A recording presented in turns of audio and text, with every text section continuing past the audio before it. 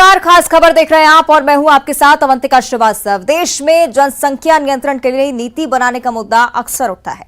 दशहरा के मौके पर संघ प्रमुख मोहन भागवत ने भी ये मुद्दा उठाया और देश में जनसंख्या नीति की जरूरत बताई। लेकिन इस मुद्दे पर सकारात्मक बहस की जगह सियासी घमासान शुरू हो गया है।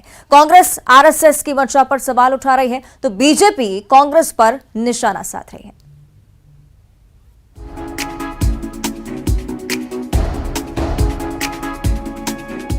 चीन की इतनी ज्यादा जनसंख्या थी, उनको बोझ लगने लगा। उन्होंने एक परिवार में एक संतान और बाद में नहीं संतान, ऐसी नीति अपनाई। बड़े कड़े प्रयास से उन्होंने उसको लागू किया।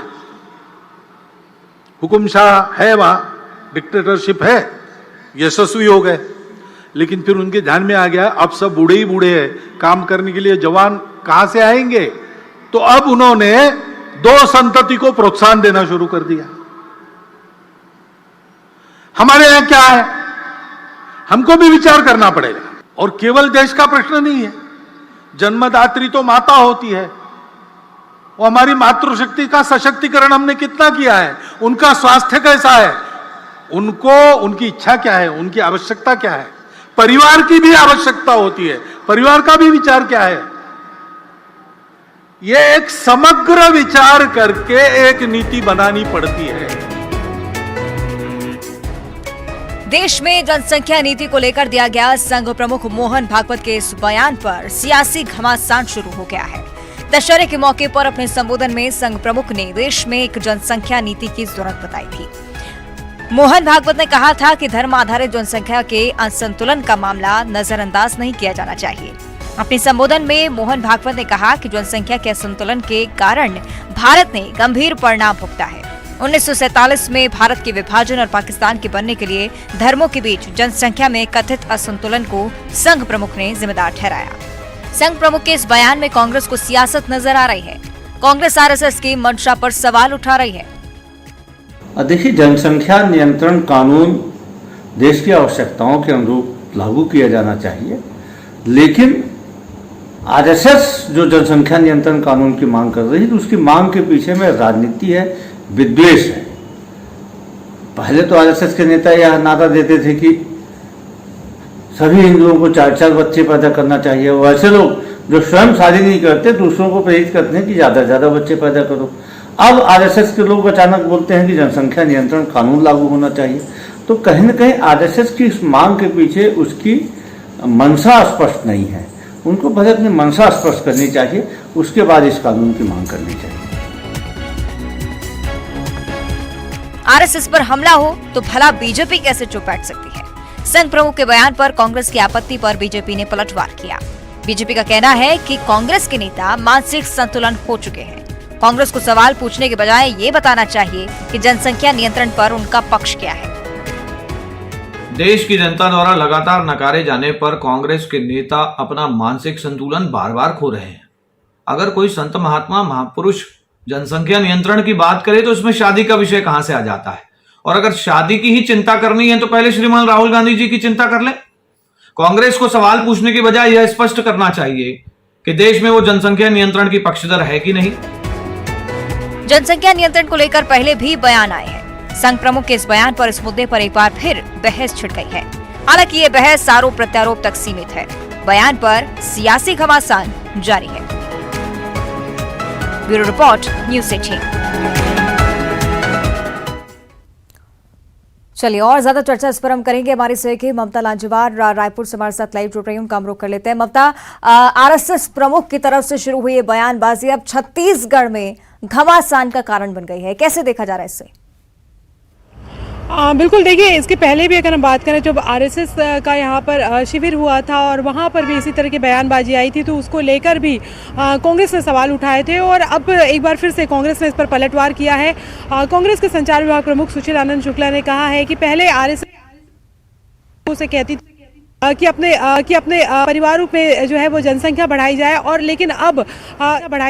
लेकिन अब इससे उलट बात कर रही है। किसी भी देश में जो जनसंख्या नियंत्रण जो कानून है वो वहाँ की ज़रूरतों के हिसाब से इस पे डिसीजन लिया जाता है, और तमाम तरह के शोध के बाद में और तमाम अगर हम बात करें तो ज़मीनी चीज़ों पे काम करने के बाद में ये इस संबंध में कोई निर्णय लिया जाता है कि कहाँ पर किस तरह की स्थिति है।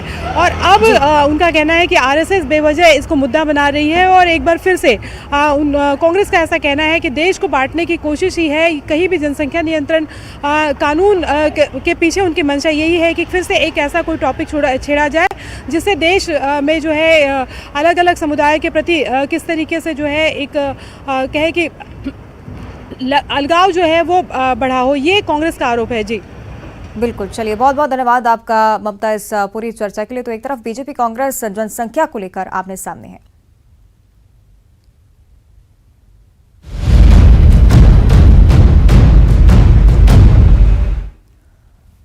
और इधर छत्तीसगढ़ में बीजेपी आगामी चुनाव की तैयारियों में जुटी हुई है। इलेक्शन की रणनीति बनाने के लिए बीजेपी ने धमतरी में बड़ी बैठक रखी है। गंगरेल बांध के पास बर्दिहा लेक व्यू रिसोर्ट में बैठक जारी है और उस बैठक को गोपनीय रखा गया है। सामान्य कार्यकर्ताओं और कई नेताओं को भी इस बैठक से बाहर रखा गया है। बैठक में बीजेपी के राष्ट्रीय संगठन प्रभारी शिव प्रकाश, प्रदेश प्रभारी अजय जामवाल, प्रदेश संगठन प्रभारी पवन साय और प्रदेश अध्यक्ष अरुण साफ के साथ प्रदेश कोर टीम के नेता ही शामिल हैं। बैठक का मुद्दा आगामी चुनाव की रणनीति तैयार करना और अगले एक साल के कार्यक्रम को भी तय करना है।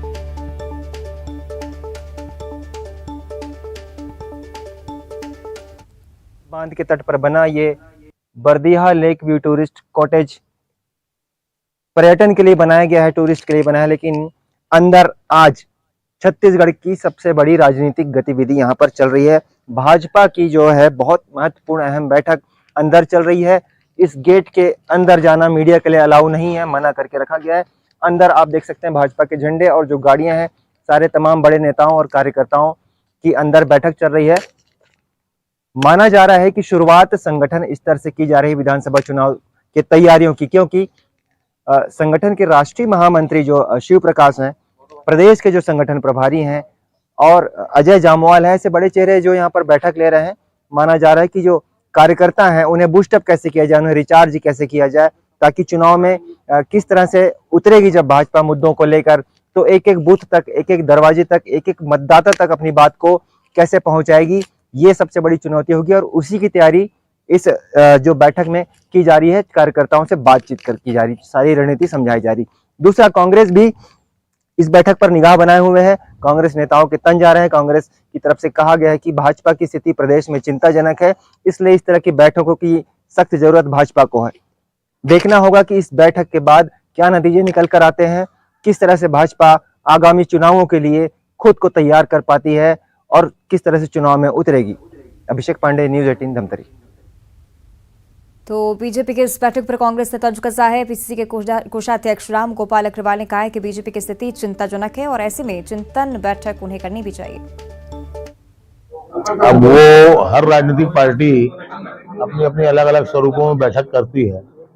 अब वो उस बैठक का नाम चिंतन शिविर है कि नहीं मुझे इतना याद नहीं, अगर आप बता रहे हैं तो चिंता का विषय उस पार्टी के लिए तो है ही ना, इसलिए वो चिंतन शिविर में बैठ रहे हैं, अलग दूर शहर से आके महानदी के मनोरम।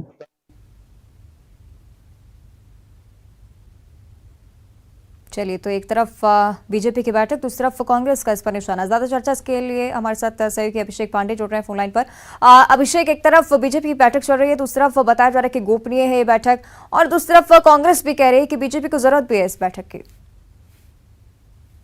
अवंतिका, बैठक बहुत महत्वपूर्ण है। चुनाव को एक साल बाकी है, जैसा कि सब हम जान रहे हैं, और इस बैठक से ही वो सूत्र निकाल कर लाया जाएगा कि जिससे भाजपा जो संगठन है उसे आगामी चुनाव में किस तरह से काम करना होगा, किस तरह से हर एक वोटर तक अपनी बात पहुंचानी होगी और किस तरह से हर बूथ में फिर से वो अपनी स्थिति वापस लानी पड़ेगी जो 2018 के पहले हुआ करती थी। क्योंकि भाजपा इन 3 सालों में जब कांग्रेस का शासन है तब कहीं ना कहीं वो परफॉर्मेंस नहीं कर पाई जिसकी उससे उम्मीद रखी जा रही थी। तो उसी को रिचार्ज करने, कार्यकर्ताओं को फिर से बूस्टअप करने के लिए रणनीति बनेगी। कई महत्व जी, यानी कि काफी महत्वपूर्ण बैठक अभिषेक, शुक्रिया आपका इस पूरी जानकारी के लिए।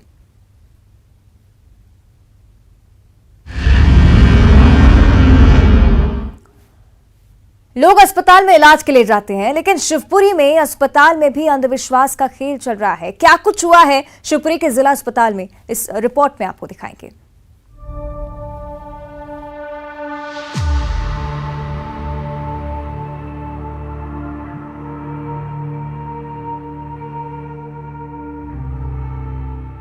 शिवपुरी का जिला अस्पताल है ये।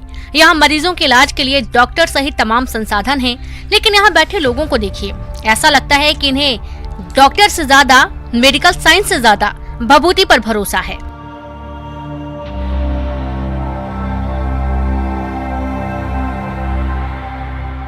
अस्पताल परिसर में अंधविश्वास का खुला खेल चल रहा है। एक बुजुर्ग महिला अस्पताल के आसपास भभूति डालती है, इसके सामने बैठी महिलाएं भी ये भभूति ले रही हैं।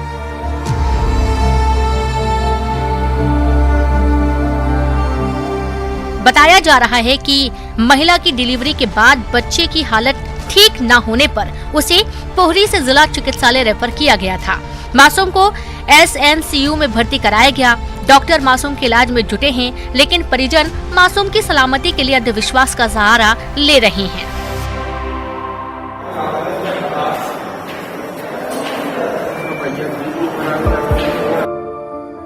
जिला अस्पताल में माता को बुलाने वाले संतोष जाटव ने बताया कि उनके बच्चे की डॉक्टरों ने हालत गंभीर बताई है। ऐसे में उन्होंने अस्पताल में माता को बुलाया है। यहाँ पे भभूति मैंने मैया बुलाई थी। हाँ मैया अच्छा हाँ, मेरी दादी है, इनका भी लोग भी। हाँ, तो इनको मैया यहाँ पे जिला अस्पताल में बुलाई थी आपने? जहाँ पे चाह जहाँ पे बुला सकते। अच्छा, तो क्या क्या क्या हो गया था इसलिए बुलाना पड़ा?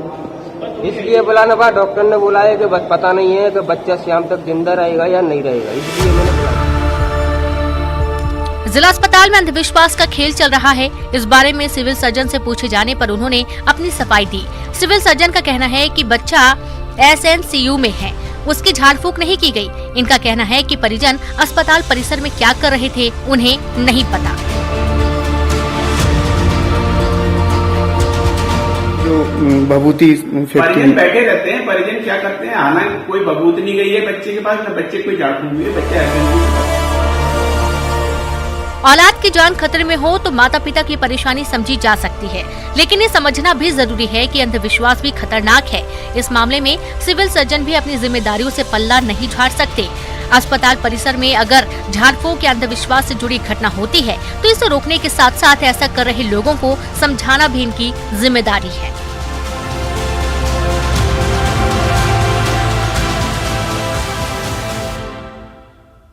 अशोक अग्रवाल, न्यूज़ 18 शिवपुरी।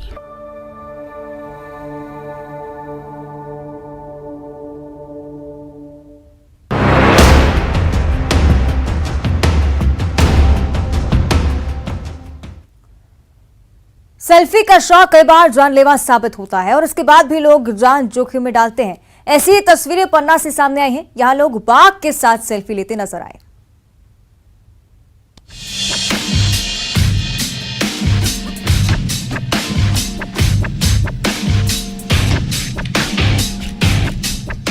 सेल्फी, दुनिया भर में लोग इसके दीवाने हैं। कई लोग फैमिली फ्रेंड्स के साथ सेल्फी लेकर खुश रहते हैं, तो कई ऐसे भी हैं जिन्हें एक्सट्रीम सेल्फी का शौक होता है और इसके लिए लोग जान जोखिम में डालने से भी पीछे नहीं हटते। सेल्फी की ऐसी ही दीवानगी इधर भी नजर आ रही है। देखिए जरा।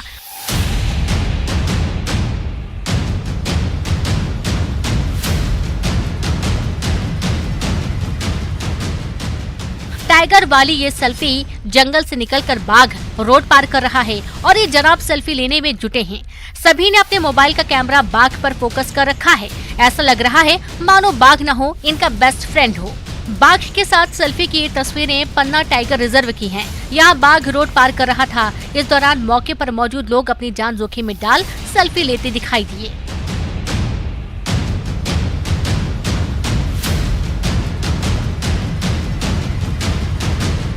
ये लोग बेखौफ होकर बाघ के साथ सेल्फी ले रहे हैं, लेकिन बाघ का मूड अगर जरा भी बिगड़ता तो ये सेल्फी जानलेवा साबित हो सकती थी। लेकिन गनीमत है कि बाघ भड़का नहीं। अगर बाघ को गुस्सा आता तो इसके इतने करीब आना महंगा पड़ जाता। सेल्फी के शौक में जान जा सकती थी। टाइगर रिजर्व में 70 से अधिक बाघ हैं। बाघ अक्सर रोड पार करते या ग्रामीण इलाकों में घूमते देखे जा सकते हैं, लेकिन इसका मतलब ये नहीं कि बाघों के साथ सेल्फी ली जाए। सेल्फी का शौक कई बार जानलेवा साबित होता है। कई लोगों की जान तक चली जाती है, लेकिन इसके बाद भी सेल्फी के चक्कर में लोग जान से खिलवाड़ कर रहे हैं। बाघ के साथ सेल्फी ले रहे इन शौकीनों को भी समझना चाहिए कि जंगल में अगर बाघ नजर आ जाए तो समझदारी खुद की हिफाजत करने में है, सेल्फी लेने में नहीं। ऐसी लापरवाही जान पर पड़ सकती है भारी। संजय तिवारी, न्यूज़ 18, पन्ना।